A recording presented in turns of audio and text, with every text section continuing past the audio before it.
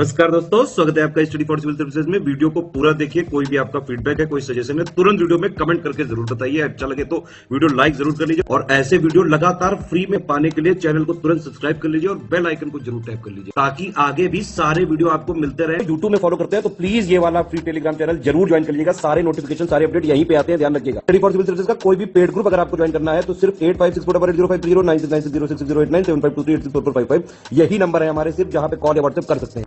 Instagram पे हमारा page जरूर फॉलो कर लीजिएगा, study for civil dot services है। ट्विटर पे हमको जरूर फॉलो कर लीजिएगा, @स्टडी फॉर सिविल्स है। सारे क्वेश्चन अटेम्प्ट करिए और स्कोर अपना तुरंत कमेंट करके बताइए। दोस्तों, यूपीपीसीएस प्रीलिम्स 2022 के लिए यहाँ sectional mock test paper number 1 को हम वीडियो के माध्यम से देखने जा रहे हैं और क्लास 6 और 7 की जो एनसीईआरटी है उसे हम यहाँ प्रश्नों के माध्यम से कवर करेंगे। तो आइए शुरू करते हैं। ये बाइलिंगुअल है तो किसी भी अभ्यर्थी को कोई समस्या नहीं होगी। पहले क्वेश्चन को देखिए। इसमें कहा जा रहा है कि आप एक महीने में कितनी बार फुल मून को देख सकते हैं और वो जो दिन है उसे क्या कहा जाता है। पूरा चांद आपको किस दिन दिखाई देता है, ये असल में पूछा जा रहा है।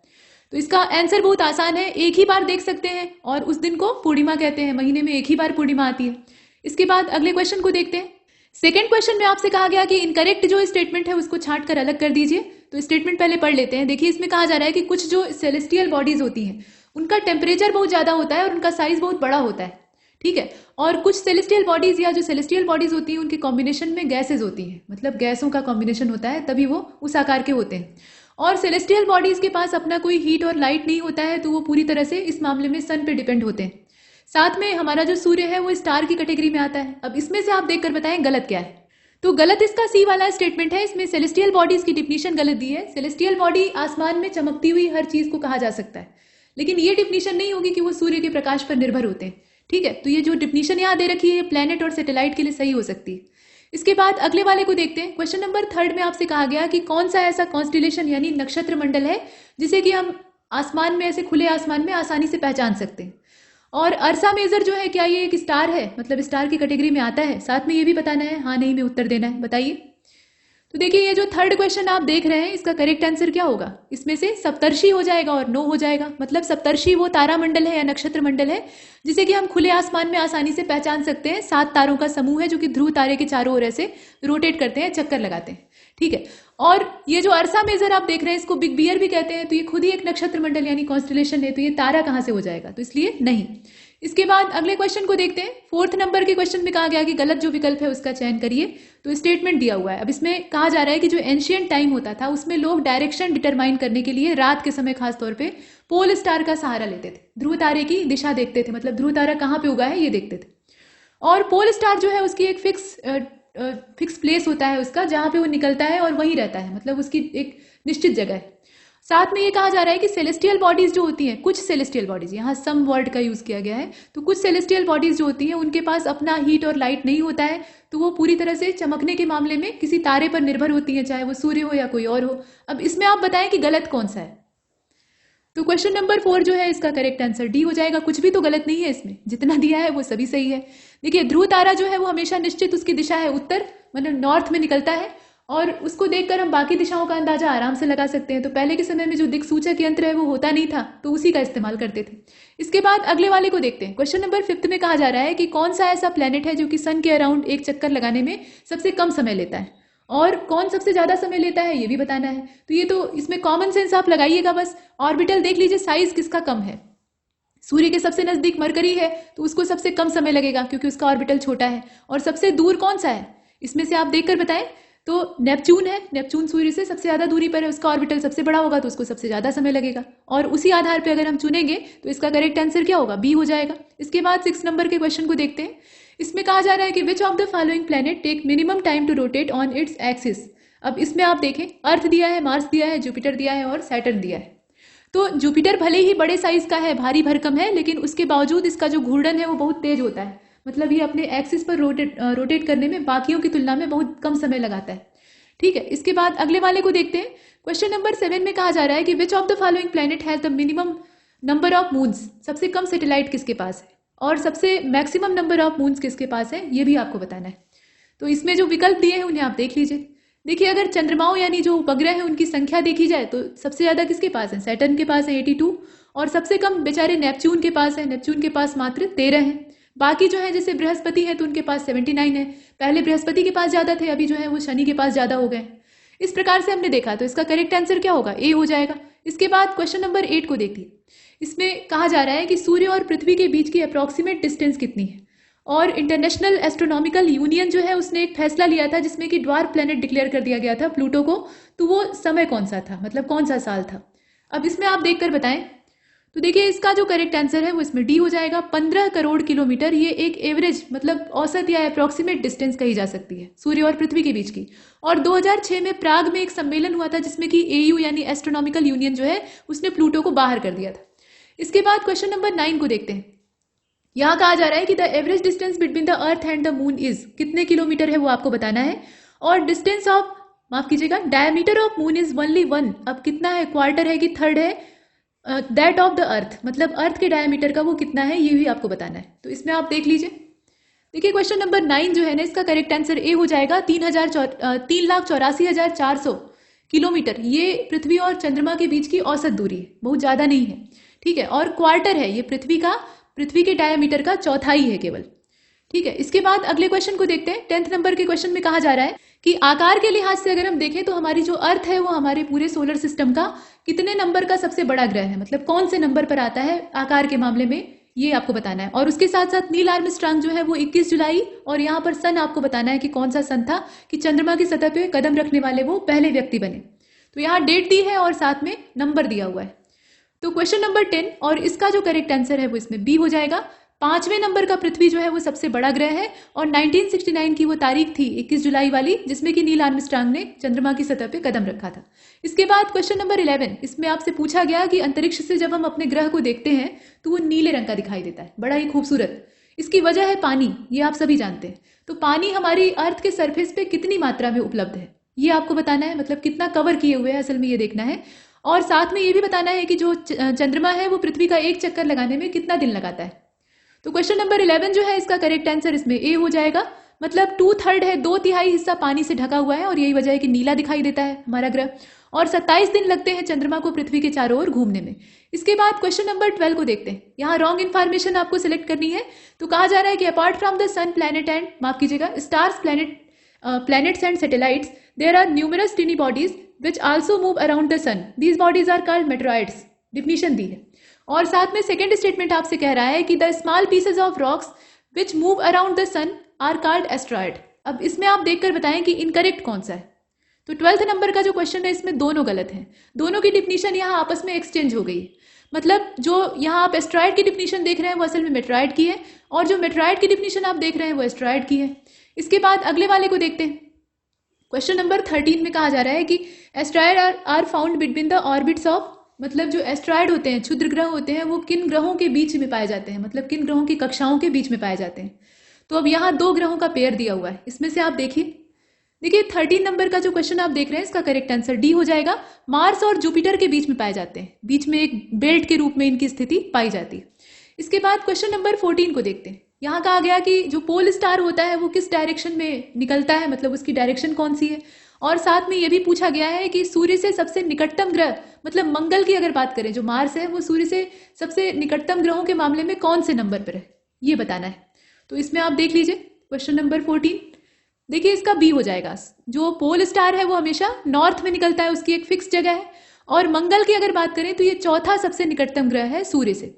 इसके बाद नेक्स्ट क्वेश्चन नंबर 15, इसमें कहा जा रहा है कि महाराष्ट्र का कौन सा डिस्ट्रिक्ट जो है वो 20 डिग्री नॉर्दर्न लैटिट्यूड पर स्थित है, और ब्राजील का जो बेलो होरिजेंटे नाम का शहर है, मतलब सिटी है, वो 20 डिग्री उत्तरी अक्षांश पर स्थित है या नहीं, ये भी आपको बताना है। तो ब्राजील की अगर थोड़ी सी भी लोकेशन का आइडिया आपको होगा तो यहाँ आप पकड़ लेंगे। फिलहाल देखिए क्वेश्चन नंबर 15 जो है इसका करेक्ट आंसर ए हो जाएगा। ये चंद्रपुर है जो कि 20 डिग्री उत्तरी अक्षांश पर स्थित है, और ब्राजील का ये जो बेलो होरिजेंटे है ये असल में नॉर्थ लैटिट्यूड या नॉर्दर्न हेमिस्फीयर में आएगा ही नहीं, ये तो जो साउदर्न हेमिस्फीयर है वहां पड़ेगा। तो इसकी जो लोकेशन है ना वो 20 डिग्री साउदर्न लैटिट्यूड है। तो यहाँ पर नहीं का उत्तर हमें देना पड़ेगा, ए वाला सही है। इसके बाद अगले क्वेश्चन को देखते हैं। 16 नंबर के क्वेश्चन में कहा जा रहा है कि जो इक्वेटर है उसके अलावा जो नॉर्थ पोल है और साउथ पोल है, इसको अगर हम हटा दें तो इसके अतिरिक्त कितनी महत्वपूर्ण अक्षांश रेखाएं, यानी जो पैरेलल लैटिट्यूड, मतलब पैरेलल्स ऑफ लैटिट्यूड बचती हैं, वो उनकी संख्या आपको बतानी है कि वो कितनी है। और साथ में ये भी बताना है कि इसमें से गलत विकल्प कौन सा है। तो देख लीजिए, देखिए इसका करेक्ट आंसर क्वेश्चन नंबर 16 का सी वाला हो जाएगा। 4 है इसके अतिरिक्त, मतलब इक्वेटर, नॉर्थ पोल और साउथ पोल, उसके अलावा 4 कौन कौन से हैं? एक तो अगर आप देखें तो जो उत्तरी गोलार्ध में है कर्क रेखा है, ट्रॉपिक ऑफ कैंसर, उसके अलावा Tropic of Capricorn southern hemisphere में, और विषुवत वृत्तों की अगर बात करें तो एक आर्कटिक वृत्त है और एक एंटार्कटिक वृत्त है। तो ये 4 हो गए टोटल। और साथ में यहाँ जो हमने चुना है 90 डिग्री इक्वेटर की वैल्यू दे दिया है, मतलब उसका मान दे दिया है। तो इसका जो यहाँ कोणीय मान होगा वो क्या होगा? 0 डिग्री होगा। 0 डिग्री जो है ये इक्वेटर की लोकेशन है। इसके बाद अगले वाले को देखते हैं। क्वेश्चन नंबर 17 में कहा जा रहा है कि क्या जो मकर रेखा है वो दक्षिणी गोलार्ध में 23 सही 1/2 अंश दक्षिणी अक्षांश पर स्थित है, मतलब ट्रॉपिक ऑफ कैप्रिकॉर्न की बात हो रही है। और जो ट्रॉपिक ऑफ कैंसर है वो नॉर्दर्न हेमिस्फीयर में अगर देखें तो कौन सी उसकी लोकेशन है, मतलब उसका जो कोणीय मान है वो कितना होगा? अक्षांशीय मान की बात हो रही है। देखिए मकर रेखा की जो लोकेशन दी है वो एकदम सही है, ठीक है। और कर्क रेखा की अगर बात करें तो 23 सही 1/2 अंश उत्तरी गोलार्ध में, मतलब उत्तरी जो अक्षांश है वहां पर इसकी स्थिति है। तो क्वेश्चन नंबर 17 इसका करेक्ट आंसर क्या हो जाएगा? बी वाला हो जाएगा।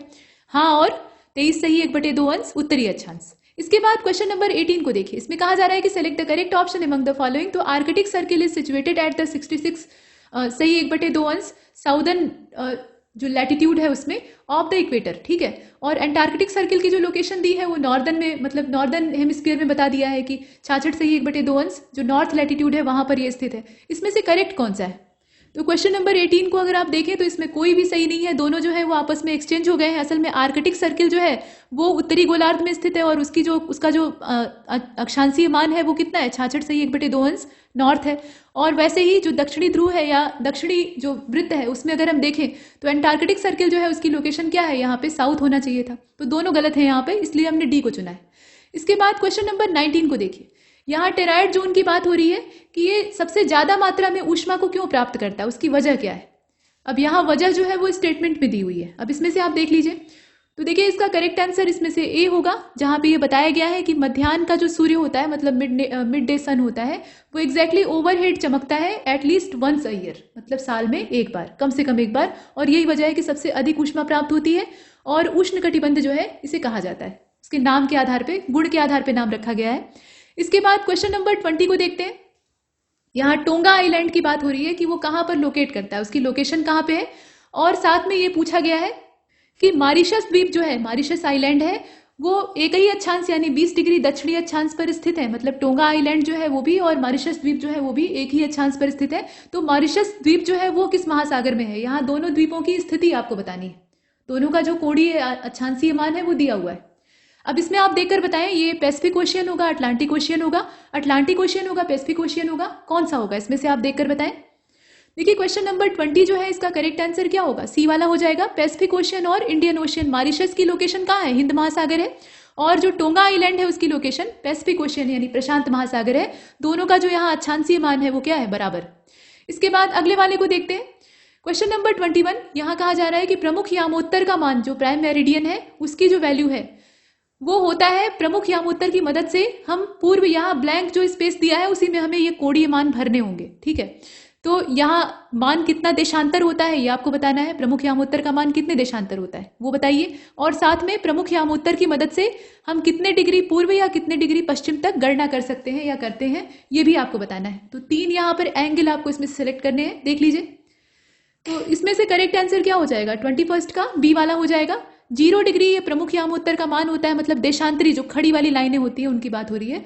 तो 0 डिग्री इसकी वैल्यू होती है। और 180 अंश पूर्व और 180 अंश पश्चिम तक हम गणना कर सकते हैं यामोत्तर की मदद से। इसके बाद अगले वाले को देखते हैं। क्वेश्चन नंबर 22, इसमें कहा जा रहा है कि असम में स्थित जो धुबरी है वो कितने अक्षांश पे यानी कितने लैटिट्यूड पर स्थित है वो आप बताइए। और साथ में धुबरी का जो देशांतर है वो भी आपको बताना है, ठीक है। मतलब यहाँ लॉन्गिट्यूड भी साथ में बताना है। तो लैटिट्यूड लॉन्गिट्यूड साथ में दिया हुआ है, देख लीजिए इसमें से। और क्वेश्चन नंबर 22 इसका जो राइट आंसर है वो डी हो जाएगा, ठीक है। यहाँ 26 डिग्री नॉर्दर्न जो लैटिट्यूड है उसमें इसकी लोकेशन है। और ईस्टवर्ड हमारा देश पूरा स्थित ही है, मतलब पूर्वी जो देशांतरीय गोलार्ध है उसमें हमारा देश स्थित है। तो 90 डिग्री ईस्टर्न। इसके बाद अगले वाले को देखते हैं। क्वेश्चन नंबर 23 में कहा जा रहा है कि पृथ्वी किसके, यहाँ दिशा की बात की जा रही है, की ओर चक्कर लगाती है। वे स्थान जो ग्रीनविच के पश्चिम में है उनका समय ग्रीनविच से पीछे होगा कि आगे होगा ये भी आपको बताना है। ये दो चीजें आपको देखनी है इसमें। तो west to east and behind इस प्रकार से दिया हुआ है, या फिर ईस्ट टू वेस्ट, अर्थ की जो रोटेशन की दिशा है वो आपको इसमें सेलेक्ट करनी है। देख लीजिए, देखिए क्वेश्चन नंबर 23 और इसका जो करेक्ट आंसर है वो इसमें ए हो जाएगा। वेस्ट टू ईस्ट, पश्चिम से पूर्व की ओर हमारी जो अर्थ है वो रोटेट करती है अपने एक्सिस पर, ठीक है। और ग्रीनविच समय से ये जो मतलब जो स्थान ग्रीनविच के पश्चिम दिशा में पड़ेंगे उनका समय ग्रीनविच समय से क्या होगा, पीछे हो जाएगा, और जो पूर्व में पड़ेंगे उनका आगे हो जाएगा। इस हिसाब से होता है। इसके बाद क्वेश्चन नंबर 24 में ये पूछा गया है कि जब ग्रीनविच में दोपहर के 12 बज रहे हो तो ग्रीनविच के 15 डिग्री पश्चिम में दोपहर के या सुबह के, अब यहाँ समय भी आपको सेलेक्ट करना है, कितने बज रहे होंगे। तो समय बताइए और जो बेला है वो बताइए कि सुबह की बेला है कि दोपहर की बेला है। इसमें आप देख लीजिए। तो 24 का करेक्ट आंसर क्या हो जाएगा, सी वाला हो जाएगा 11, ठीक है, 11 बज रहे होंगे और ये सुबह का समय होगा। इसके बाद अगले वाले को देखते हैं। यहाँ ध्यान दीजिएगा दिशा का, पश्चिम की बात हो रही है। इसके बाद क्वेश्चन नंबर 25 में आपसे कहा गया कि जब ग्रीनविच में दोपहर के 12 बज रहे होंगे तो अब यहाँ पर जो अक्षांशीय मान है वो आपको बताना है कि उतने अक्षांश पे मध्य रात्रि होगी और पृथ्वी अपने अक्ष पर कितने समय में 15 डिग्री घूम जाती है, वो समय आपको बताना है। अब इसमें आप देख लीजिए और बताइए। तो देखिए 25 का जो राइट आंसर है वो इसमें बी हो जाएगा। जब ग्रीनविच में, बी वाले को पहले चुन लीजिए, ग्रीनविच में दोपहर के 12 बज रहे होंगे तो उस समय 180 अंश जो विस्तार है उस पर क्या होगा, मध्य रात्रि होगी, और पृथ्वी लगभग 24 घंटे में अपने एक्सिस पर 360 डिग्री घूम जाती है। मतलब 1 घंटे में वो 15 डिग्री और 4 मिनट में 1 डिग्री घूमती है। तो ये आपको जो मान है वो पता होना चाहिए। इसके बाद अगले वाले को देखते हैं। क्वेश्चन नंबर 26 में कहा गया कि गुजरात के द्वारका तथा असम के डिब्रूगढ़ के स्थानीय समय में लगभग कितने का अंतर है, मतलब पूर्व और पश्चिम के बीच का समय अंतर बताने के लिए कह रहा है। और भारत में कितने को मानक समय के नाम से जाना जाता है, मतलब यहाँ पे जो मान है वो आप देख लीजिए। तो देखिए गुजरात के द्वारका और असम के डिब्रूगढ़ का जो स्थानीय समय है उसमें लगभग 1 घंटा 45 मिनट का फर्क है। ये सब लगभग में होता है, एग्जैक्टली मान नहीं होता है, लेकिन जो अप्रोक्सीमेट वैल्यू होती है उसी को मानते हैं। तो 1 घंटा 45 मिनट का अंतर है। और भारत में जो 82 सही 1/2 अंश पूर्वी स्थिति है उसके हिसाब से जो मानक यामोत्तर है उसको माना गया है, और यही भारतीय मानक समय कहलाता है, मतलब इंडियन स्टैंडर्ड टाइम कहलाता है। तो उसके हिसाब से अगर देखा जाए तो इसका करेक्ट आंसर क्या होगा, डी वाला हो जाएगा। ये जो मान है इसको याद रखिएगा। इसके बाद अगले वाले को देखते हैं। क्वेश्चन नंबर 27 में आपसे कहा गया कि भारत का समय ग्रीनविच के समय से कितना आगे है, मतलब वो समय आपको बताना है। और रूस में कितने मानक समयों को अपनाया गया है, मतलब कितने टाइम जोन है वो भी बताना है। अब इसमें आप देख लीजिए।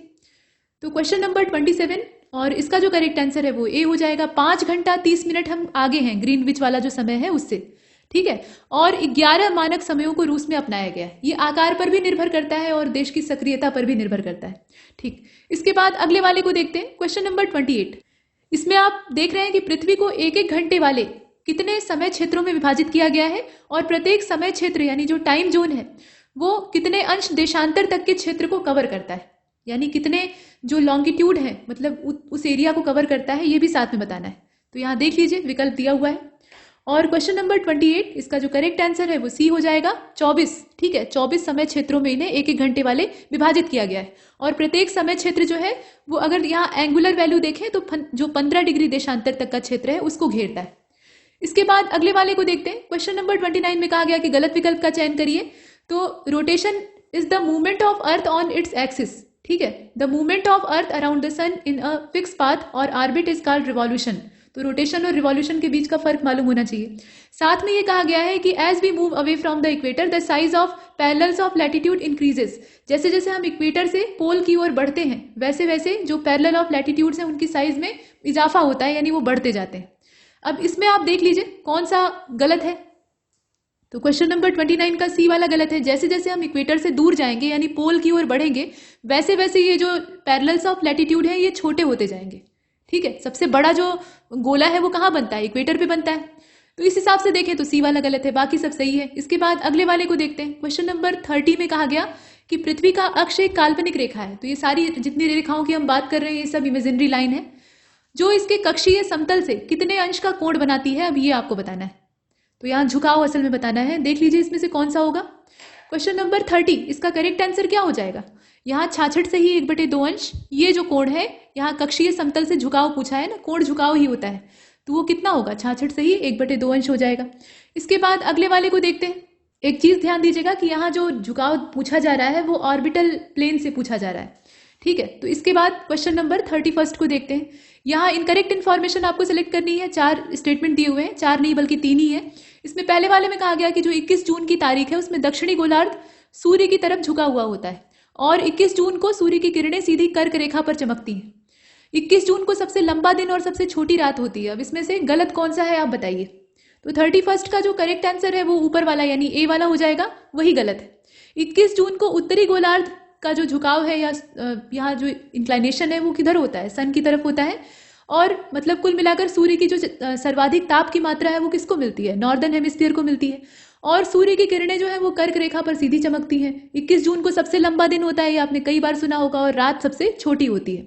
और पृथ्वी में जो ये अवस्था होती है इसको उत्तरी अयनांत कहा जाता है। तो ये सब चीजें हैं। फिलहाल ए वाला जो स्टेटमेंट है वो गलत है। इसके बाद क्वेश्चन नंबर 32 में देखिए, इसमें पहले ही पूछा गया है कि कौन सी ऐसी तारीख है जिसको कि दक्षिणी ध्रुव के सूर्य की ओर झुके होने के कारण मकर रेखा पर सूर्य की किरणें सीधी पड़ती हैं।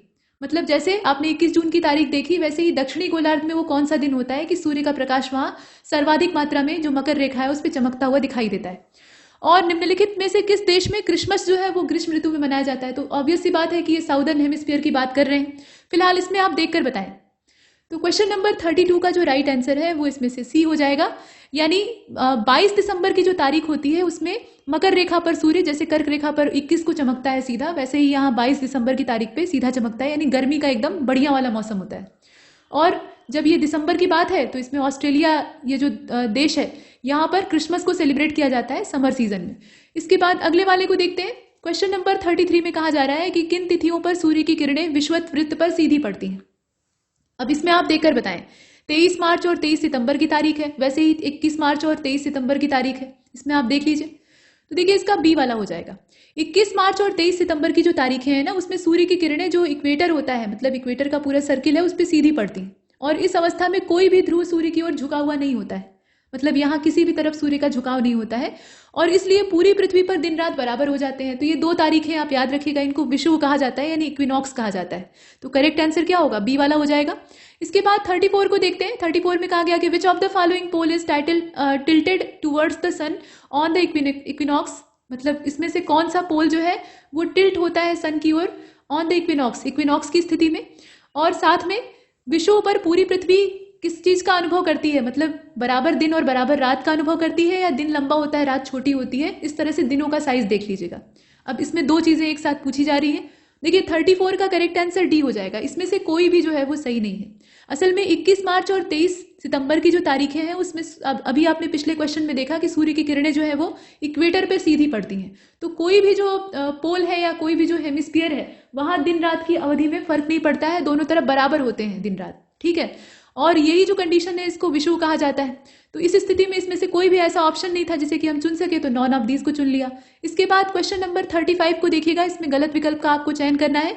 तो 23 सितंबर को उत्तरी गोलार्ध में शरद ऋतु होती है यानी ऑटोमन सीजन होता है, जबकि जो दक्षिणी गोलार्ध है वहां पर स्प्रिंग सीजन होता है यानी बसंत का मौसम होता है।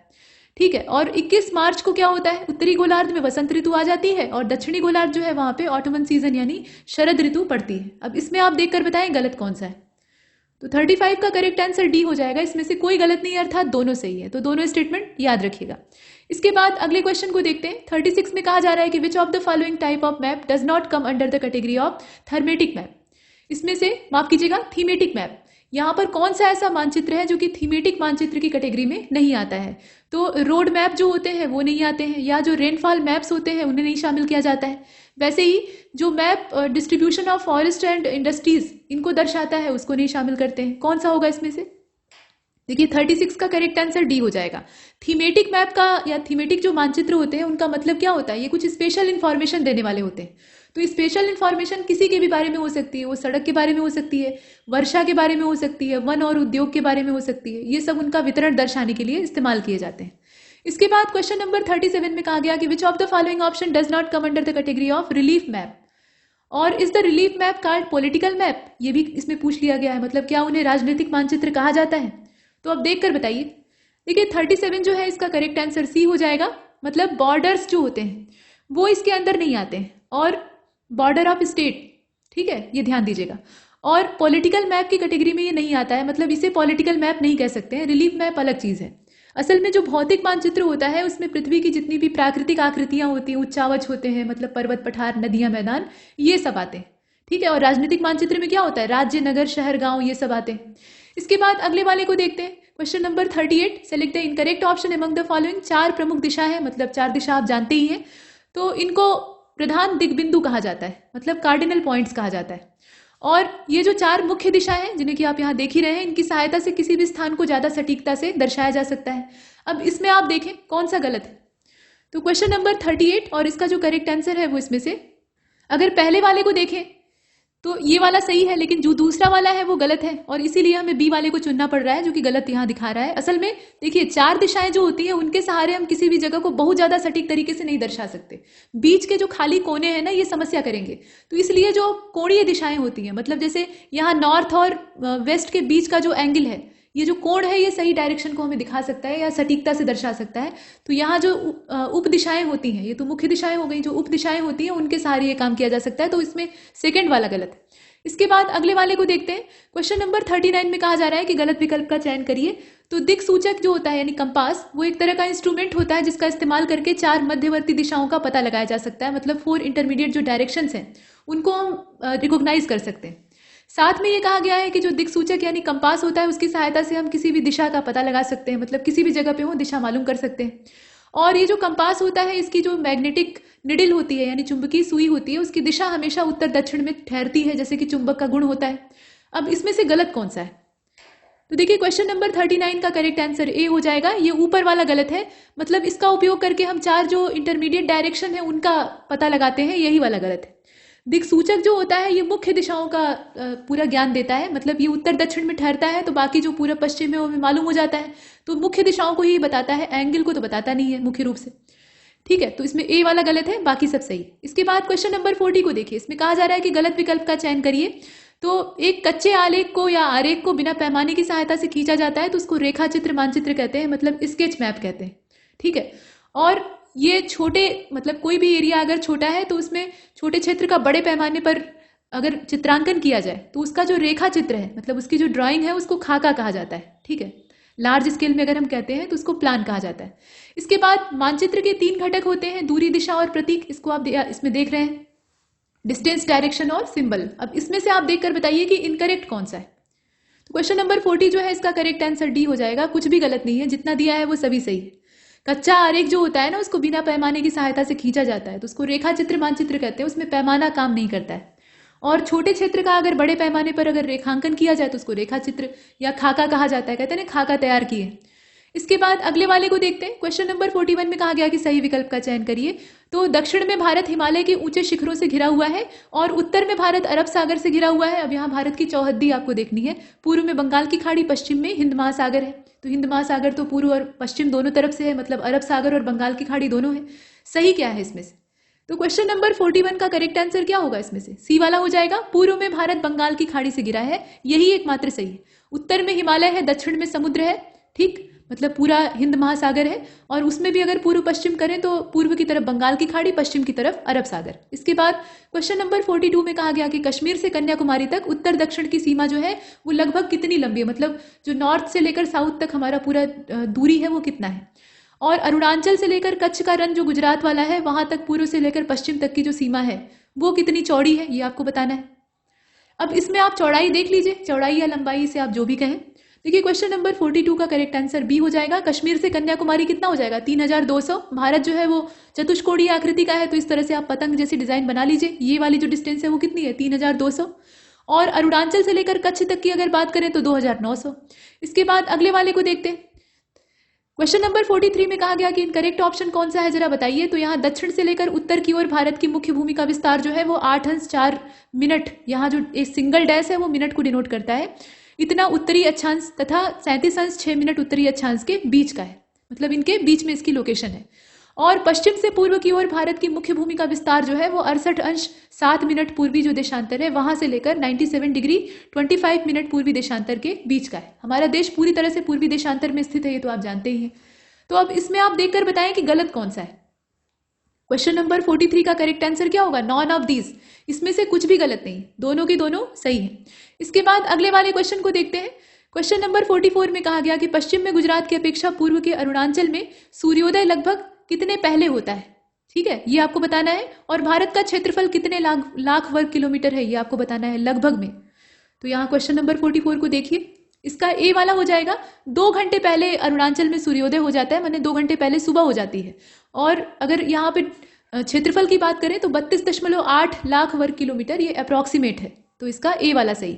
इसके बाद 45 को देखते हैं। क्वेश्चन नंबर 45 में इनकरेक्ट ऑप्शन आपको सिलेक्ट करना है। तो 2 जून 2014 को तेलंगाना भारत का 29वां राज्य बन गया, आंध्र से अलग होकर। ठीक है, और एरिया वाइज अगर देखा जाए तो सबसे बड़ा स्टेट कौन सा है, राजस्थान है। और एरिया वाइज सबसे छोटा जो है वो त्रिपुरा है। अब सभी जो है इसमें गलत है, ऐसा भी दिया है, तो आप देखकर बताएं। देखिए क्वेश्चन नंबर 45, इसका करेक्ट आंसर क्या होगा, सी हो जाएगा। Tripura is the smallest state in term of area, यही वाला गलत है। सबसे छोटा राज्य, यहाँ पे यूटी की बात नहीं हो रही है, राज्य की बात हो रही है, तो गोवा है।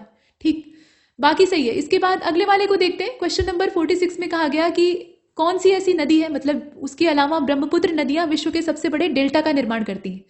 तो यहाँ नदी का नाम आपको भरना है, जिसे सुंदरबन का डेल्टा कहा जाता है, और इस डेल्टा की आकृति कैसी है ये भी बताना है। तो अब इसमें आप देखकर बताएं, वो गोदावरी है और ट्रायंगुलर आकृति का ये डेल्टा बनता है, या फिर रेक्टेंगुलर जो आकृति है वो इसकी बनती है, कौन सा होगा इसमें से। तो क्वेश्चन नंबर 46 का करेक्ट आंसर क्या हो जाएगा, बी हो जाएगा। ठीक है, गंगा और ट्रायंगुलर त्रिकोणीय आकृति का ये बनता है डेल्टा। आमतौर पे डेल्टा की आकृति ऐसी ही होती है, लेकिन उसमें संरचना जो है उस बाद में परिवर्तन आ जाता है। और गंगा और ब्रह्मपुत्र का ये डेल्टा है, ये आप भी जानते हैं। इसके बाद अगले वाले को देखते हैं। क्वेश्चन नंबर 47 में एक तरफ स्टेट और यूटीज दी हुई है और दूसरी तरफ उनकी कैपिटल दी है। सही कौन सा है ये आपको देखना है। मिलान पहले से किया है, एक ही सही है। क्वेश्चन नंबर 47, इसका डी हो जाएगा। ठीक है, असम और दिसपुर वाला सही है, बाकी सब गलत है। लक्षद्वीप की कावारत्ती है, दादरा नगर हवेली जो है उसका सिलवासा है, मिजोरम का आइजोल है, आप भी जानते हैं, त्रिपुरा का अगरतला है। इसके बाद क्वेश्चन नंबर 48 को देखते हैं। इनकरेक्ट ऑप्शन है, यहाँ आपको सिलेक्ट करना है। तो एशिया जो है वो विश्व का सबसे बड़ा महाद्वीप है, मतलब सबसे बड़ा कॉन्टिनेंट है, ये आप भी देख रहे हैं। और उसके अलावा एशिया जो है वो पृथ्वी के कुल क्षेत्रफल का 2/3 भाग घेरता है, मतलब उतना कवर किए हुए। कर्क रेखा एशिया महाद्वीप से गुजरती है और एशिया के पश्चिम में यूराल माउंटेन है जो कि यूरोप से इसे अलग करता है। अब इसमें आप देखकर बताएं कि एशिया कॉन्टिनेंट के बारे में इसमें से गलत कौन सा है। देखिए बी वाला जो है वो गलत हो जाएगा। एशिया पृथ्वी के कुल क्षेत्रफल के 2/3 हिस्से में फैला हुआ है, यही गलत है। 1/3 हिस्से में फैला है, इतना भी बड़ा नहीं है कि 2/3 कवर कर ले, बाकी सब सही है। इसके बाद अगले वाले को देखते हैं। 49 में गलत विकल्प का आपको चयन करना है। तो North America is the 4th largest continent of the world, ऐसा दिया है। और it is connected to South America by a very narrow strip of land called isthmus of Panama. अब यहाँ देखिए, और साथ में सी वाले स्टेटमेंट में कहा गया कि the continent lies completely in the northern and western hemisphere. अब इसमें आप देख लीजिए, मतलब ये जो कॉन्टिनेंट की बात हो रही है नॉर्थ अमेरिका, तो इसमें इसकी लोकेशन दी हुई है कि ये पूरी तरह से उत्तरी और पश्चिमी गोलार्ध में स्थित है। अब इसमें से गलत कौन सा है, तो इसका ए वाला गलत है। यहाँ आप देख रहे हैं उत्तर अमेरिका विश्व का 4था सबसे बड़ा महाद्वीप है। उत्तर अमेरिका या उत्तरी अमेरिका जो है ये विश्व का 3रा सबसे बड़ा महाद्वीप है। और दक्षिणी अमेरिका से ये एक सक्रिय स्थल से जुड़ा हुआ है जिसको कि स्टेट ऑफ पनामा, मतलब पनामा की जल संधि कहा जाता है। ठीक है, इसके बाद क्वेश्चन नंबर 50 को देखिएगा। यहाँ पे इनकरेक्ट ऑप्शन आपको सिलेक्ट करना है। तो दक्षिणी अमेरिका का अधिकांश भाग दक्षिणी गोलार्ध में स्थित है। ठीक है, विश्व की सबसे लंबी जो पर्वत श्रृंखला है एंडीज, वो इसके उत्तर से दक्षिण की ओर फैली हुई है। ठीक है, और दक्षिण अमेरिका में विश्व की सबसे बड़ी नदी अमेजन बहती है। अब इसमें आप देखकर बताएं कि गलत कौन सा है। इनकरेक्ट ऑप्शन आपको सिलेक्ट करना है। और 50 वाला जो है इसका डी हो जाएगा, कुछ भी तो गलत नहीं है, जितने दिए हैं वो सभी सही है। जो साउदर्न अमेरिका है उसका मैक्सिमम पार्ट किधर है, साउदर्न हेमिस्फीयर में। इसके बाद क्वेश्चन नंबर 51 में कहा गया कि the level of sea water remains the, अब यहाँ खाली जगह है, उसमें आपको भरना है जो शब्द दिया है यहाँ नीचे, everywhere the highest mountain peak of the world mount Everest is. अब कितना इसकी ऊंचाई है ये भी आपको बताना है, एबव द सी लेवल। तो यहाँ 2 चीजें एक साथ पूछी गई हैं, बताइए इसमें से कौन सा होगा। तो क्वेश्चन नंबर 51, इसका करेक्ट आंसर क्या होगा, इसमें से सी वाला हो जाएगा। समुद्री जल का जो तल है वो सभी जगह पे समान होता है, ये बराबर होता है। और माउंट एवरेस्ट की हाइट जो है फिलहाल अगर देखा जाए समुद्र तल से तो 8,848 मीटर है। तो इसमें से करेक्ट आंसर फिर कौन सा होना चाहिए, सी वाला होना चाहिए। इसके बाद अगले क्वेश्चन को देखते हैं। गलत विकल्प का आपको चयन करना है। तो विश्व का सबसे गहरा भाग प्रशांत महासागर का मेरियाना ट्रेंच है जिसकी गहराई 11,220 मीटर है। ठीक है, और न्यूजीलैंड के एडमंड हिलेरी तथा भारत के तेंजिंग नॉर्वे जो थे, ये शेरपा थे, इन्होंने 29 मई 1953 को पृथ्वी के सबसे ऊंचे शिखर माउंट एवरेस्ट पर चढ़ने का गौरव हासिल किया था। अब इसमें आप देखें कौन सा गलत है, क्वेश्चन नंबर 52, और सिर्फ पहला वाला गलत है, उसे आप देख रहे हैं। मेरियाना ट्रेंच की अगर बात करें तो इसकी जो गहराई है वो 11,022 मीटर है और यहाँ पे क्या दिया है 220 दिया है, तो माइनर डिफरेंस है। इसके बाद अगले वाले को देखते हैं, दूसरा वाला सही है उसे ध्यान दीजिएगा। 53 इनकरेक्ट ऑप्शन आपको बाहर करना है। तो एशिया अफ्रीका के बाद विश्व का दूसरा सबसे बड़ा महाद्वीप है। कर्क रेखा और मकर रेखा यानी ट्रॉपिक ऑफ कैंसर और ट्रॉपिक ऑफ कैप्रिकॉर्न ये ऑलमोस्ट इसके बीच से होकर गुजरती हैं अफ्रीका महाद्वीप के। अफ्रीका एकमात्र ऐसा कॉन्टिनेंट है जिससे कि तीनों जो सर्किल है वो गुजरते हैं, मतलब इक्वेटर भी गुजरता है और ये दोनों जो कैप्रिकॉर्न और कैंसर है ये भी गुजरते हैं। इसमें से कुछ भी गलत नहीं है, ये भी दिया है। अब बताइए इसमें से क्या होगा, तो 53 का बी हो जाएगा। ठीक है, कर्क रेखा और मकर रेखा ये अफ्रीका महाद्वीप के लगभग मध्य भाग से होकर गुजरती है, यही वाला गलत है। विषुवत वृत्त जो है यानी 0 डिग्री जो अक्षांशीय विस्तार है वो महाद्वीप के बीच से होकर गुजरता है। दो रेखाएं एक साथ कैसे मध्य से होकर गुजर सकती हैं, तो कॉमन सेंस की बात है, तो बी वाला गलत।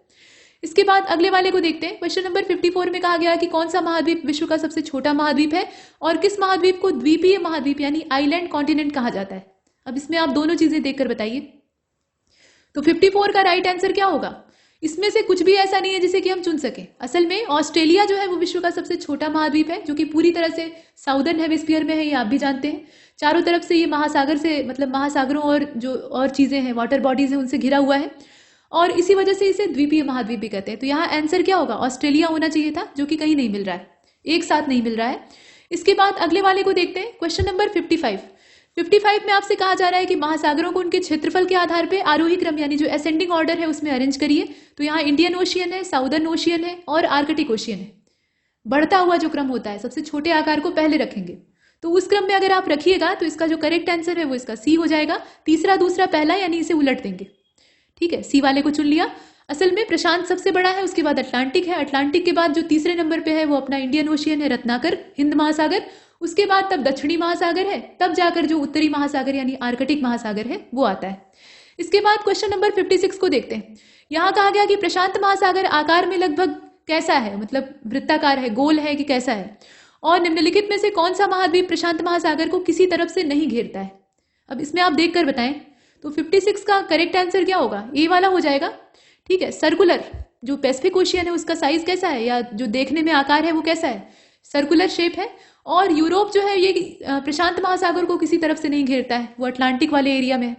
इसके बाद अगले वाले को देखते हैं, इसका ए वाला ऑप्शन सही हो जाएगा। क्वेश्चन नंबर 57 को देखिए। इसमें कहा जा रहा है कि अटलांटिक महासागर अंग्रेजी भाषा के अक्षर किसके जैसा है, कौन सा अल्फाबेट है जो कि अटलांटिक के साइज या उसके शेप को डिनोट करता है। और यूरोप और अफ्रीका महाद्वीप इसके किनारे पर स्थित है, किधर है दिशा आपको बतानी है। तो क्वेश्चन नंबर 57 और इसका जो करेक्ट आंसर है वो सी हो जाएगा। एस के आकार का है, ऐसे बीच में फैला हुआ है और ईस्टर्न पार्ट पे ये स्थित है, यहाँ आप देख रहे हैं।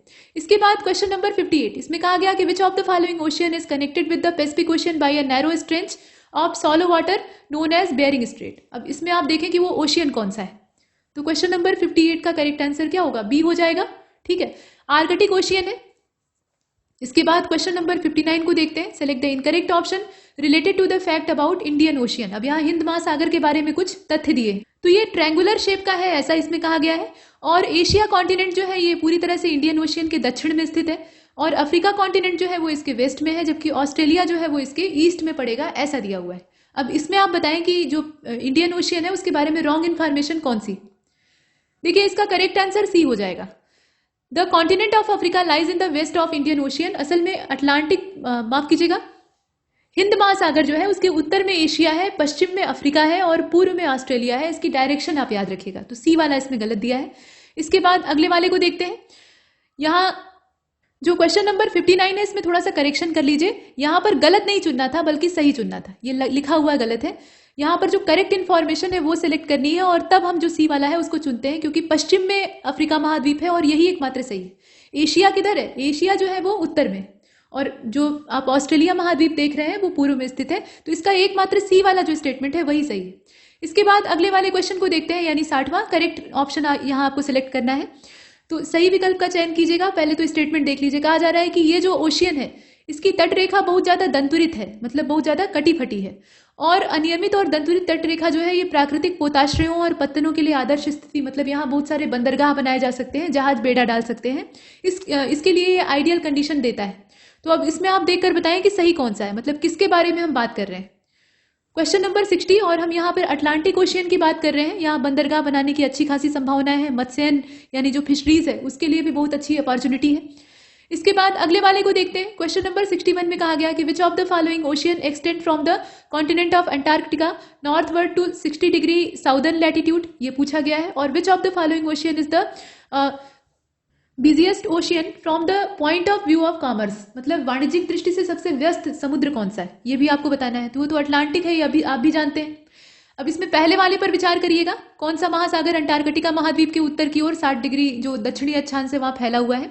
तो 61 का जो राइट आंसर है वो इसमें से कौन सा होना चाहिए, ए वाला होना चाहिए। ठीक है, साउदर्न ओशियन जो है वो इस प्रकार का विस्तार रखता है और अटलांटिक महासागर ये व्यावसायिक दृष्टि से सबसे ज्यादा इस्तेमाल होता है। इसके बाद क्वेश्चन नंबर 62 में कहा गया है कि the atmosphere extend up to a height of about कितने किलोमीटर, वो आप देखिए। और the atmosphere is composed mainly the nitrogen and oxygen which make up about कितने % of the clean and dry air. अब इसमें आप देख लीजिए, तो क्वेश्चन नंबर 62 का करेक्ट आंसर क्या हो जाएगा, सी वाला हो जाएगा। वायुमंडल जो है वो करीब 1600 किलोमीटर की ऊंचाई तक विस्तारित है। उसके बाद जो अर्थ की ग्रेविटी है वो उतनी काम की नहीं रह जाती है, तो फिर वहां से गैसें विलुप्त हो जाती हैं। और वायुमंडल मुख्य रूप से ऑक्सीजन और नाइट्रोजन का बना है, मैक्सिमम नाइट्रोजन है, उसके बाद सेकंड पोजीशन ऑक्सीजन की है, जो कि साफ और शुष्क हवा की अगर बात करें तो उसका 99% हिस्सा कवर करता है, और इसीलिए हमारा जो आंसर है वो इसमें से सी वाला हो जाएगा। इसके बाद क्वेश्चन नंबर 63 को देखिए। यहाँ कहा गया कि पृथ्वी के द्वारा छोड़ी गई ऊष्मा को अवशोषित करती है, मतलब कौन सी गैस अवशोषित करती है ये आपको बताना है, और इससे पृथ्वी पर गर्मी बनी रहती है और ये पौधों को बढ़ने के लिए भी जरूरी है। अब इसमें आप देखें तो सबसे ज्यादा गर्मी को एब्जॉर्ब करने वाली गैस कौन सी है, कार्बन डाइऑक्साइड है, यानी CO2 ग्रीन हाउस गैसों में सबसे ऊपर रहती है ये। तो इसमें से करेक्ट आंसर फिर क्या हो जाएगा, बी हो जाएगा। ये अर्थ को चारों ओर एक कंबल की तरह लपेटे रहती है, मतलब जो ग्रीन हाउस इफेक्ट कहा जाता है, और जितना भी पार्थिव विकिरण होता है उसका कुछ हिस्सा ही अपने अंदर स्टोर करके रखती है, तो टेम्परेचर मेंटेन रहता है। इसके बाद अगले वाले को देखते हैं। क्वेश्चन नंबर 64 में कहा गया कि करेक्ट ऑप्शन को आप बाहर करिए। तो ऊंचाई के साथ वायुमंडल का जो डेंसिटी है वो उसमें डिफरेंस आने लगता है, मतलब वो कम या अधिक होने लगता है, ऐसा दिया गया। और वायुमंडल का जो घनत्व है वो समुद्री तल पे, यानी समुद्र की जो तली है वहां पे सबसे कम होता है। जैसे जैसे हम ऊपर की ओर बढ़ते हैं वैसे वैसे जो एटमॉस्फेरिक डेंसिटी है उसमें इजाफा होता है, वो बढ़ती जाती है। अब इसमें से आप बताएं कि सही कौन सा है। तो 64 का करेक्ट आंसर ए हो जाएगा। ऊंचाई के साथ साथ जो हमारा एटमॉस्फेयर है उसकी डेंसिटी में फर्क आता है। ठीक है, वायुमंडल का घनत्व समुद्र के तल पे सबसे ज्यादा होता है, और जैसे जैसे हम ऊपर की ओर जाते हैं इसमें कमी आती है। इसके बाद क्वेश्चन नंबर 65 में कहा गया कि the climate of place is not affected by which of the following. तो एल्टीट्यूड से वो प्रभावित नहीं होता है, डिस्टेंस फ्रॉम द सी से प्रभावित नहीं होता है, रिलीफ से नहीं होता है, किससे होता है, किससे नहीं होता है, असल में आपको ये बताना है। तो 65 का करेक्ट आंसर क्या होगा, डी वाला हो जाएगा। ठीक है, रिलीफ से मतलब किसी भी स्थान की जलवायु स्थिति जो है वो उच्चावच पे निर्भर करती है, और समुद्र की जो सतह है वहां से दूरी, मतलब वहां से दूरी कितनी है इस पर निर्भर करती है, साथ में ऊंचाई पर। इसके बाद अगले वाले को देखते हैं। यहाँ जो 65 नंबर का क्वेश्चन है ना, इसमें तीनों पर निर्भर करती है, और इसीलिए हम नॉन ऑफ दीज को चुनेंगे। तो इसका माफ कीजिएगा, जो करेक्ट आंसर है वो डी हो जाएगा, मतलब जलवायु इन तीनों से प्रभावित होती है। इसके बाद अगले वाले को देखते हैं। क्वेश्चन नंबर 66 में कहा गया कि सामान्यतः कितने मीटर से अधिक ऊंचाई पर खड़ी ढलान वाली पहाड़ी जो होती है उसको पर्वत कहा जाता है, मतलब जो पहाड़ी है उसकी ऊंचाई के आधार पर उसे पर्वत कहा जाता है, तो कितनी होनी चाहिए। क्वेश्चन नंबर 66, और इसका जो करेक्ट आंसर है वो सी हो जाएगा। 600 मीटर से अधिक ऊंचाई और खड़ी ढलान वाली जो पहाड़ी होती है उसको पर्वत कहते हैं, तो यहाँ सी वाला ऑप्शन हम चुन लेते हैं। क्वेश्चन नंबर 67 को देखिए, इनकरेक्ट ऑप्शन आपको बाहर करना है। तो अब इसमें से आप देखें, पृथ्वी की सतह से टूटकर घिसने की जो प्रक्रिया होती है उसको अपर्दन यानी इरोजन कहा जाता है, और जो अर्थ का सरफेस होता है वो इसकी वजह से ऊंचा हो जाता है, जो इरोजन का प्रोसेस है उससे ऊंचा हो जाता है। और इरोजन और जो डिपोजिशन की प्रक्रियाएं होती हैं, प्रोसेस होते हैं, ये बहते हुए पानी, वायु और बर्फ के द्वारा हो सकते हैं। अब इसमें से आप देखें कि गलत कौन सा है, तो गलत इसका बी वाला है। देखिए, कहीं से कोई चीज टूट कर निकल रही है तो वो चीज ऊंची, मतलब वो सतह ऊंची थोड़े ही होगी, उसमें तो गड्ढा हो जाएगा, तो इसलिए यहाँ पर इसका उल्टा होगा, और ये गलत दिया है। इसके बाद क्वेश्चन नंबर 68, यहाँ पर कहा जा रहा है कि हिमालय पर्वत तथा आल्पस पर्वत ये किस प्रकार के पर्वत हैं, मतलब फोल्डेड है कि कैसे हैं, और इनकी सतह ऊबड़ खाबड़ तथा शिखर कैसे हैं, मतलब उनकी आकृति कैसी है, शंकु के आकार की है, कोनिकल है कि स्पेरिकल है कि सिलेंड्रिकल है, वो भी आपको बताना है साथ में। तो देख लीजिए। देखिए, क्वेश्चन नंबर 68 का करेक्ट आंसर ए हो जाएगा। ये वलित पर्वत है, वो भी यंग फोल्डेड माउंटेन है, मतलब अभी नए हैं, बन रहे हैं, और साथ में इनकी जो सतह है वो ऊबड़ खाबड़ है, और शिखर जो है वो शंक्वाकार है, ऐसे। इसके बाद अगले वाले को देखते हैं। क्वेश्चन नंबर 69 में कहा गया कि वलित पर्वत का उदाहरण है उत्तरी अमेरिका का अपलेशियन पर्वत और रूस का यूराल पर्वत, यहाँ एग्जाम्पल दिया है। और ब्लॉक माउंटेन जो है उसका एग्जाम्पल अगर हम लेना चाहें तो यूरोप की जो राइन वैली है और जो वॉस्जेस माउंटेन है वो इसमें आते हैं। ज्वालामुखी पर्वतों के उदाहरण में अफ्रीका का माउंट किलिमंजारो है और माउंट फ्यूजियामा है जापान का, जो कि जापान में देवता माना जाता है। अब इसमें आप देखकर बताएं गलत कौन सा है। तो क्वेश्चन नंबर 69 का करेक्ट आंसर डी हो जाएगा। इसमें से कुछ भी गलत नहीं है, जितने दिए हैं वो सभी सही है। ठीक है, तो इन्हें याद रखिएगा। इसके बाद अगले वाले को देखते हैं। क्वेश्चन नंबर 70, किस देश का विस्तार पूर्वी अफ्रीकी पठार तक नहीं है? ये आपको देखना है, मतलब ईस्ट अफ्रीकन प्लेटू तक ये फैला नहीं है। और तिब्बत के पठार की जो ऊंचाई है वो समुद्र के तल से 4000, मतलब समुद्र के तल से 4000 से कितने मीटर तक है, ये आपको देखना है। तो ये दो चीजें एक साथ पूछी गई हैं, ध्यान से देखिएगा। क्वेश्चन नंबर 70, इसका करेक्ट आंसर सी हो जाएगा, इथोपिया। ठीक है, इथोपिया और साथ में 6000, मतलब केन्या, तंजानिया, युगांडा, ये पूर्वी अफ्रीकी पठार के साथ यहाँ पे एक्सटेंड, मतलब वहां तक फैले हुए हैं। और तिब्बत का पठार विश्व का सबसे ऊंचा पठार है, आप भी जानते हैं। तो समुद्र तल से 4000 से लेकर 6000 मीटर तक ये ऊंचा है, मतलब इसकी ऊंचाई का जो एवरेज है वो इतना है। इसके बाद क्वेश्चन नंबर 71 में कहा जा रहा है कि भारत में कौन सा ऐसा पठार है जिसमें कि लोहा, कोयला और मैग्नीज के बहुत बड़े बड़े रिजर्व पाए जाते हैं। और अफ्रीका का पठार सोना और किस चीज के खनन के लिए प्रसिद्ध है, ये भी आपको बताना है। तो क्वेश्चन नंबर 71 इसका बी हो जाएगा। देखिए, अफ्रीकन प्लेटू जो है वो सोने और हीरे के खनन के लिए काफी ज्यादा फेमस है। और छोटा नागपुर का जो पठार है अपने देश में, वो लोहा, कोयला और मैग्नीज के बहुत बड़े बड़े भंडार अपने अंदर स्टोर करके रखे हुए हैं। तो इसका बी वाला ऑप्शन सही है। इसके बाद क्वेश्चन नंबर 72 को देखिए। इनकरेक्ट ऑप्शन आपको बाहर करना है, दो ही स्टेटमेंट है। पहले वाले में कहा गया कि भारत में जो छोटा नागपुर का प्लेटू है उस पर महानदी रिवर पर हुंडरू जलप्रपात यानी हुंडरू फाल जो है वो स्थित है। इसके बाद ये कहा गया कि जो लावा पठार होता है, यानी ब्लैक सॉयल की बात हो रही है, तो लावा पठार में ब्लैक सॉयल की भरपूर मात्रा पाई जाती है, जो कि बहुत ज्यादा उपयोगी होती है और खेती के लिए अच्छी होती है। तो लावा प्लेटू के बारे में अगर आपको पता होगा तो आप इसमें कर लेंगे। देखकर बताइए कि गलत कौन सा है। तो क्वेश्चन नंबर 72 जो है इसका करेक्ट आंसर ए हो जाएगा, केवल पहला वाला गलत है। असल में भारत में छोटा नागपुर का पठार जो है, इस पर स्वर्ण रेखा नदी जो है, मतलब यहाँ से बहने वाली स्वर्ण रेखा नदी, वहां पे है हुंडरू जलप्रपात। तो कौन सी नदी पर कौन सा फाल बना हुआ है ये आपको मालूम होना चाहिए, केवल पहला गलत है। इसके बाद 73, गलत विकल्प का आपको चयन करना है। तो जो मैदान होते हैं वो सामान्यतः माध्य समुद्री तट से या समुद्री तल जो होता है वहां से 200 मीटर से अधिक ऊंचे नहीं होते हैं। मैदानों की जो स्थिति है वो बताई गई है कि वो 200 मीटर से अधिक ऊंचे नहीं होते हैं समुद्र तल से अगर आप नापे तो। और भारत में गंगा का मैदान देश में सबसे अधिक जनसंख्या वाला मैदान है, मतलब जनसंख्या का घनत्व यहाँ पे ज्यादा है। अब इसमें आप देखकर बताएं कि गलत कौन सा है। तो 73 का करेक्ट आंसर क्या होगा, डी हो जाएगा। कुछ भी तो गलत नहीं है, दोनों सही है। ठीक, तो इसमें से हम डी वाले को चुनते हैं, नॉन ऑफ दिस। इसके बाद क्वेश्चन नंबर 74 को देखते हैं। यहाँ कहा जा रहा है कि मौनकी पर्वत एक समुद्र की सतह से नीचे स्थित पर्वत है, जो कि निम्नलिखित में से किस महासागर में स्थित है। चूंकि समुद्र की सतह से नीचे है तो मतलब समुद्र में डूबा हुआ है, तो कौन से महासागर में है ये बताना है। और इसकी जो हाइट है वो निम्नलिखित में से कौन से पर्वत से ज्यादा है, अब इसमें आप देखकर बताएं।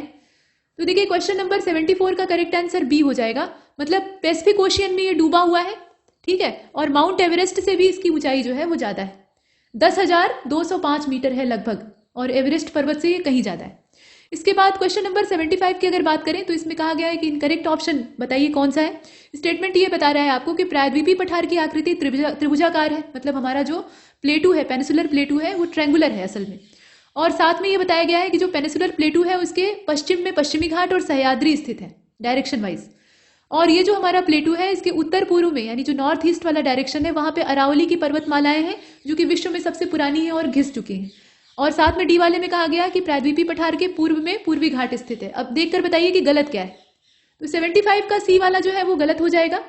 जो प्लेटू आप देख रहे हैं, मतलब ये पेनिसुलर प्लेटू है, इसके पश्चिम में पश्चिमी घाट या सह्याद्री स्थित है और पूर्व में पूर्वी घाट स्थित है। इस प्रकार से इसकी लोकेशन है। तो इसमें से करेक्ट आंसर कौन सा होगा, सी वाला होगा, मतलब यहाँ पे हमें गलत का चुनाव करना था।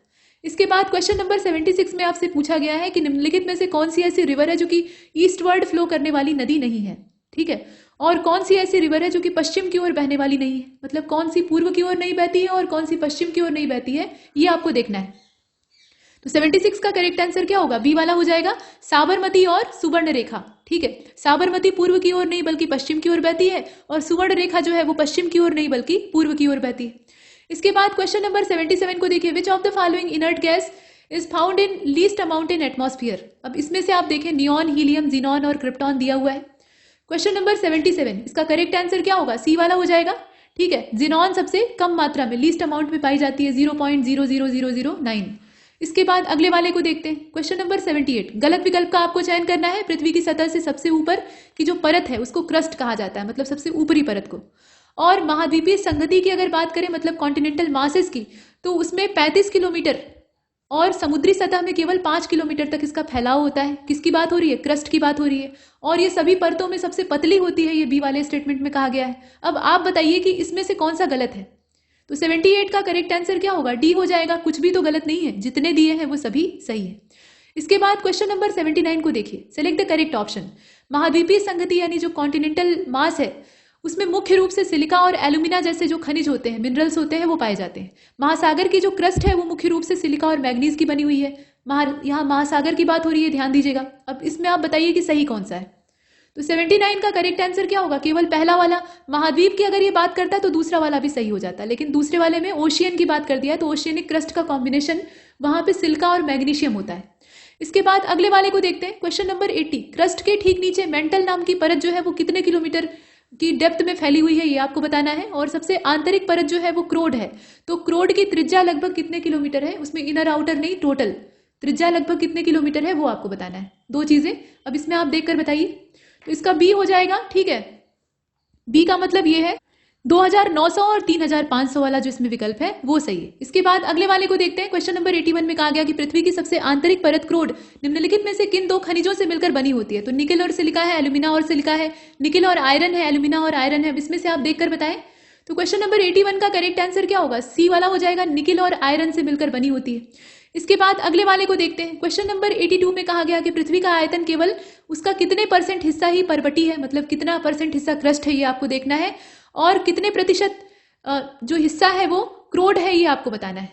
तो इसमें असल में तीन चीजें एक साथ पूछी गई हैं। कितना परसेंट पर्पटी है यानी क्रस्ट है, कितना परसेंट मेंटल है और कितने परसेंट क्रोड है, वो आप देखकर बताइए। तो क्वेश्चन नंबर 82 का करेक्ट आंसर डी हो जाएगा। पृथ्वी के आयतन का केवल 1% हिस्सा क्रस्ट कवर करती है, 84% हिस्सा जो है वो मेंटल कवर करता है और 15% क्रोड कवर करता है। तो इसका डी वाला जो ऑप्शन है वो सही, मतलब नॉन ऑफ दीज, इसमें से कोई भी ऐसा नहीं है जिसे कि हम चुन सकें। इसके बाद अगले वाले क्वेश्चन को देखते हैं। विषम विकल्प का आपको चयन करना है। तो इग्नियस जो है वो लैटिन वर्ड है, सेडिमेंट्री जो है वो भी लैटिन वर्ड है, मेटामॉर्फिक्स जो है वो भी लैटिन वर्ड है। अब इसमें से विषम कौन सा है? तो क्वेश्चन नंबर 83 का करेक्ट आंसर सी हो जाएगा। मेटामॉर्फिक जो है ये असल में क्या है? ग्रीक वर्ड है, ना कि लैटिन वर्ड, तो ये इसमें से गलत है। इसके बाद क्वेश्चन नंबर 84 में कहा गया कि चिकनी मिट्टी का स्लेट में जो रूपांतरण होता है और चूना पत्थर जो संगमरमर में कन्वर्ट हो जाता है, ये किस प्रकार के शैल का उदाहरण नहीं है? तो अब इसमें आप देख लीजिए। तो यहाँ पूछ ये रहा है कि कौन सी चट्टानें परिवर्तित होती हैं। तो परिवर्तित होने के बाद उन्हें कायांतरित या जो मेटामॉर्फिक है वो कहा जाता है, लेकिन कायांतरित होने से पहले वो या तो इग्नियस होती है या सेडिमेंट्री होती है। हालांकि जो मेटामॉर्फिक है उनका भी होता है रूपांतरण, लेकिन यहाँ पर चूंकि इसमें से नहीं होगा तो ये कायांतरित शैल वाला जो ऑप्शन है इसे हम बाहर कर देंगे। ये इस प्रकार के शैल का उदाहरण नहीं है जो एग्जाम्पल दिया है, चिकनी मिट्टी का स्लेट में कन्वर्जन और चूना पत्थर का संगमरमर में। इसके बाद क्वेश्चन नंबर 85 को देखिए। जब पिघला हुआ लावा पृथ्वी की सतह पर आता है तो तेजी से ठंडा होकर वो जम जाता है। अब परपटी पर इस प्रकार से जो चट्टानें बनती हैं उनको क्या कहा जाता है? कायांतरित कहा जाता है, या एक्सट्रूसिव इग्नियस कहा जाता है, इंट्रूसिव इग्नियस कहा जाता है, या सेडिमेंट्री कहा जाता है? क्या कहा जाता है? आप देखिए इसका बी हो जाएगा, ठीक है। जो एक्सट्रूसिव इग्नियस रॉक्स होती हैं उसके तौर पर ये जाने जाते हैं। इसके बाद क्वेश्चन नंबर 86 को देखिएगा। इसमें कहा गया कि ग्लोब का वह सर्किल जो कि किसको विभाजित करता है ये आपको बताना है कि उसे प्रतिदीप्ति वृत्त कहा जाए, मतलब सर्किल ऑफ इल्यूमिनेंस कहा जाए।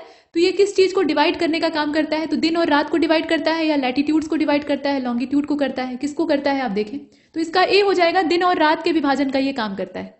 इसके बाद क्वेश्चन नंबर 87 में कहा गया कि how many type of igneous rock are there, which of the following rocks are called primary rock, मतलब कितने प्रकार की आग्नेय चट्टानें होती है पहले तो ये बताइए, और साथ में किस शैल को प्राथमिक शैल कहा जाता है ये भी बताइए। तो क्वेश्चन नंबर 87 का करेक्ट आंसर क्या होगा? सी वाला हो जाएगा। प्राइमरी सेल या प्राइमरी जो रॉक्स होती है वो तो आग्नेय को ही कहा जाता है, इग्नियस को ही कहते हैं, और ये दो प्रकार का होता है, ठीक है। इसके बाद आगे चलते हैं, मतलब एक अंतर्भेदी होता है, एक बहिर्भेदी होता है। अभी आपने पीछे देखा है। क्वेश्चन नंबर 88 में कहा गया कि कौन सा पठार बेसाल्ट शैलों से बना हुआ है और पृथ्वी की त्रिज्या कितनी है ये भी आपको देखना है। तो क्वेश्चन नंबर 88 का करेक्ट आंसर क्या होगा? डी हो जाएगा। पृथ्वी की जो रेडियस है वो कितनी है? 6371 किलोमीटर है, और दक्कन का पठार जो है वो बेसाल्ट की चट्टानों से बना हुआ है। तो डी वाले ऑप्शन को चुनते हैं। क्वेश्चन नंबर 89 में कहा गया कि which of the following force is a diastrophic force, मतलब कौन सा इसमें से पटल विरूपक बल है। अब इसमें आप देखें तो क्वेश्चन नंबर 89 जो है इसका करेक्ट आंसर क्या होगा? ए वाला हो जाएगा। बिल्डिंग माउंटेन मतलब पर्वत निर्माणकारी जो बल होता है उसको कहा जाता है। इसके बाद अगले वाले प्रश्न को देखते हैं। इनकरेक्ट ऑप्शन देखिएगा, इसमें से सबसे ऊंचा जो वाटरफॉल है वो एंजल है जो कि दक्षिण अमेरिका के वेनेजुला में है, और नियाग्रा वाटरफॉल जो है वो असल में दक्षिण अमेरिका में कनाडा और संयुक्त राज्य अमेरिका के बॉर्डर पर है। अब इसमें से आप देखें कि गलत कौन सा है, तो गलत इसमें से कौन सा होगा? दूसरा वाला होगा। सेकंड जो स्टेटमेंट है वो गलत है। असल में नियाग्रा जो है वो उत्तरी अमेरिका में कनाडा और संयुक्त राज्य अमेरिका की सीमा पर स्थित है, और यहाँ पर क्या दिया है? दक्षिणी अमेरिका दे दिया है। इसके बाद 91 को देखते हैं। 91 में कहा जा रहा है कि विक्टोरिया फॉल जो है वो निम्नलिखित में से किन दो अफ्रीकी देशों की सीमाओं पर स्थित है? तो जाम्बिया और मोजाम्बिक है, केन्या और मोजाम्बिक है, जाम्बिया और जिम्बाब्वे है, केन्या और जिम्बाब्वे है। इसमें से आप देखें तो इसका सी वाला हो जाएगा, जाम्बिया और जिम्बाब्वे। इसके बाद क्वेश्चन नंबर 92 को देखिएगा। विच of the following gas is found in the least amount of in the atmosphere? सबसे कम मात्रा में कौन सी पाई जाती है? तो 92 का करेक्ट आंसर क्या होगा? इसमें से डी वाला हो जाएगा। हाइड्रोजन सबसे कम मात्रा में पाई जाती है इसमें से अगर देखा जाए। इसके बाद क्वेश्चन नंबर 93, यहां पर आपसे पूछा गया है कि जो अंतरिक्ष में प्रवेश करने वाले उल्का पिंड है वो कौन सा जो पृथ्वी का मंडल है या वायुमंडल का हिस्सा है उसमें आने पर जलने लगते हैं, और वायुमंडल की यह परत कितनी किलोमीटर ऊंचाई पर होती है ये भी आपको बताना है। तो जो मेसोस्फीयर होता है यानी मध्य मंडल होता है वो वायुमंडल की थर्ड लेयर होती है, और समताप मंडल यानी स्ट्रेटोस्फीयर के ठीक ऊपर होती है। उल्का पिंड जब यहाँ प्रवेश करते हैं तो उनको इतना ज्यादा घर्षण महसूस होता है कि उसके बाद इनमें आग पकड़ लेती है। इसके बाद आगे बढ़ते हैं। तो यहाँ जो करेक्ट आंसर है वो इसमें से कौन सा होगा? बी वाला हो जाएगा। क्वेश्चन नंबर 94 में पूछा गया कि यहाँ देखें, वायुमंडल की निम्नलिखित में से कौन सी परत बादलों और मौसम संबंधी घटनाओं से लगभग मुक्त होती है और इसी वजह से यहाँ पे हवाई जहाज उड़ाए जाते हैं? तो लगभग मुक्त होती है, पूरी तरह से नहीं। इसका भी जो निचला हिस्सा है वो भी प्रभावित होता है। स्ट्रेटोस्फीयर कहा जाता है इसे, समताप मंडल। ठीक है, इसके बाद अगले वाले को देखते हैं। क्वेश्चन नंबर 95, सही विकल्प का आपको चयन करना है। तो यह वायु से पतली परत होती है, माफ कीजिएगा, वायु की पतली परत होती है। हल्की गैसें जैसे कि हीलियम और हाइड्रोजन यहीं से अंतरिक्ष में तैरती रहती हैं। तो ये कौन सी हमारी एटमॉस्फेरिक लेयर है ये आपको बताना है। देखिए क्वेश्चन नंबर 95 का करेक्ट आंसर क्या होगा? सी वाला हो जाएगा। एक्सोस्फीयर यानी बहिर्मंडल, मतलब ये सबसे बाहरी सीमा होती है हमारे एटमॉस्फेयर की, जहां से फिर हमारा जो एटमॉस्फेयर है वो स्पेस में विलीन हो जाता है। इसके बाद क्वेश्चन नंबर 96 में कहा गया कि which of the following wind blow only during the particular period of the day और year in a small area? The hot and dry local wind of the कौन सा रीजन ऐसा है ऑफ इंडिया इज कॉल्ड लू, मतलब कौन से area में उसको लू कहा जाता है जो कि गर्म और शुष्क हवा होती है। तो ये दो चीजें आपको एक साथ इसमें बतानी है। 96 को देख लीजिए। देखिए 96 का करेक्ट आंसर ए हो जाएगा। ये लोकल विंड होती है जो कि एक सीमित दायरे में प्रवाहित होती है, और नॉर्दर्न एरिया जो हमारे देश का है वहां पर इस प्रकार की शुष्क और गर्म हवा को लू कहा जाता है गर्मी के मौसम में। क्वेश्चन नंबर 97 को देखिए। इसमें कहा गया है कि किस स्रोत में जल का प्रतिशत सबसे अधिक है? तो यहाँ आप देखें कि झीलों में जो बिना नमक वाला पानी होता है वो वाला, या फिर स्थलीय जो झीलों के अंदर कुछ जो झीलें होती है ना वो खारे पानी की झीलें होती है, तो इसीलिए यहाँ पर फ्रेश वाटर लेक बताया गया है। और साथ में इनलैंड सीज जो होते हैं और साल्ट लेक होती है वहां पे सबसे ज्यादा है। इसके बाद आप देखें सबसे अधिक की बात कर रहा है, ये ध्यान दीजिएगा, भूमिगत जल में सबसे ज्यादा है प्रतिशत या फिर नदियों में सबसे ज्यादा है? तो जल का प्रतिशत कहां पर ज्यादा है? क्वेश्चन नंबर 97 का करेक्ट आंसर सी हो जाएगा, ग्राउंड वाटर में सबसे ज्यादा है इनकी तुलना में। इसके बाद अगले वाले को देखते हैं। मतलब परसेंटेज की अगर हम बात करें तो जो भूमिगत जल है वो 0.68% है, और जो अलवणीय जल झीलों में पाया जाता है वो इससे कहीं कम है, नदियों का भी कम है। इसके बाद 98 को देखते हैं। महासागर की औसत लवणता कितना भाग प्रति 1000 ग्राम होती है, मतलब वो संख्या आपको बतानी है। और इजराइल का जो डेड सी है वहां पे कितने ग्राम प्रति लीटर लवणता पाई जाती है ये भी आपको बताना है। तो यहाँ 98 का करेक्ट आंसर क्या होगा? डी वाला हो जाएगा। मतलब डी वाले ऑप्शन को पहले चुन लेते हैं। 35 और 340 लवणता जो होती है मतलब सैलिनिटी, वो 1000 ग्राम में 1000 ग्राम जो पानी होता है उसके अंदर मौजूद नमक की मात्रा होती है, तो उसी आधार पर इसे काउंट किया जाता है। तो 35,000 या 35 भाग प्रति 1000 ग्राम ये महासागर की होती है, और मृत सागर में 340 ग्राम प्रति लीटर के हिसाब से पाई जाती है।